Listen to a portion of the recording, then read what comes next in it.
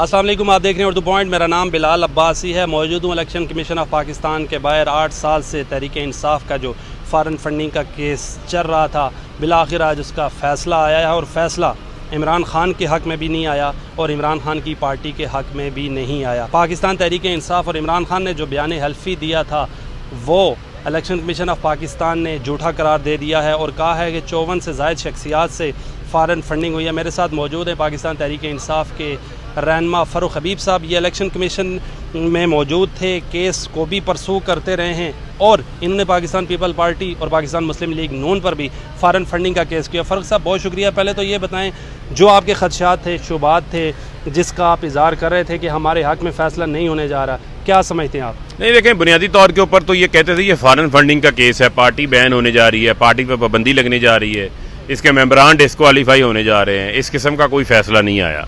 इसके अलावा हम ये कहते थे कि प्रोहिबिटेड फंडिंग का जो है वो केस है, ममनुआ फंडिंग का केस है, पीपल्स पार्टी नून लीग का भी चल रहा है। उसके ऊपर इलेक्शन कमीशन उनके साथ लाडलों जैसा सलूक कर रहा है, उनका फ़ैसला नहीं सुना रहा।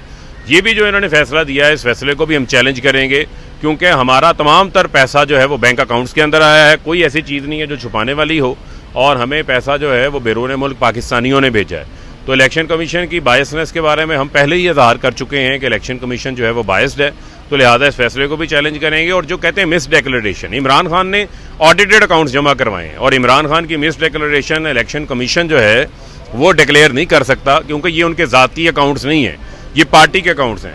ज़रा इलेक्शन कमीशन थोड़ी जुर्रत करे और चेक करे कि 2013, 14, 15 में नून लीग के सरबराह पार्टी के नवाज शरीफ थे, लेकिन इनकी नलायकी और नाअहली आप ये देखें कि बजाय नवाज शरीफ अकाउंट साइन करने के राजा जफरुल हक ने अकाउंट साइन किए हुए हैं और पीपल्स पार्टी के जो अकाउंट्स हैं वो नैयर बुखारी ने साइन किए हुए हैं।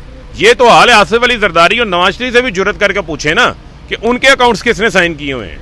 आज जो फैसला आया है इलेक्शन कमीशन के 3 रुकनी बेंच ने सुनाया, उसके बारे में हमें बताएं। और जो खदशात का इज़हार किया जा रहा था कि पार्टी बैन हो जाएगी, सिंबल ख़त्म हो जाएगा, इमरान खान नायल हो सकते हैं, क्या डिसीजन? देखिए, ना तो पार्टी बैन हुई ना सिंबल बैन हुई, हमारे मौक़िफ़ की जीत हुई। यही मौक़िफ़ हम बार बार दे रहे थे। हम लोगों को बता रहे थे कि आप कानून को पढ़ नहीं रहे, ये इलेक्शन कमीशन का दायरा इख्तियार ही नहीं है। फ़ॉरेन फंडिंग के मामले को जो है वो देखने के हवाले से जो इन्होंने बुल्टन क्रिकेट का कहा, वो भी जो है वहाँ पर बरतानिया में और एक दुबई में डिनर हुआ था, fund raising dinner, political fund raising dinner, उसका रिकॉर्ड मौजूद है। वो पैसा बैंकिंग चैनलों से पाकिस्तान आया हुआ है। कौन सी ऐसी चीज़ है जो छुपाई गई है? कोई ऐसी चीज़ नहीं।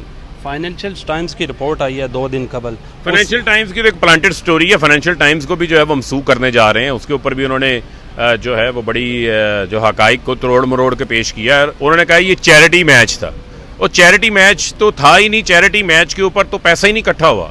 ये तो एक एग्जीबिशन मैच जो हर साल वो अपने दोस्तों को जमा करके वहाँ पे करता है।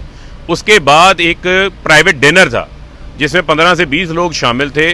उनको खान साहब ने खड़े होके कन्विंस किया कि मेरी ये सियासी जमात है, ये मैं पाकिस्तान के अंदर मेरा मंशूर है, इसको मैं आगे लेके जा रहा हूँ, लिहाजा आप मुझे पार्टी के लिए सपोर्ट करें, पॉलिटिकल फंड रेजिंग दें। वहाँ पर लोगों ने प्लेजेस दी हैं।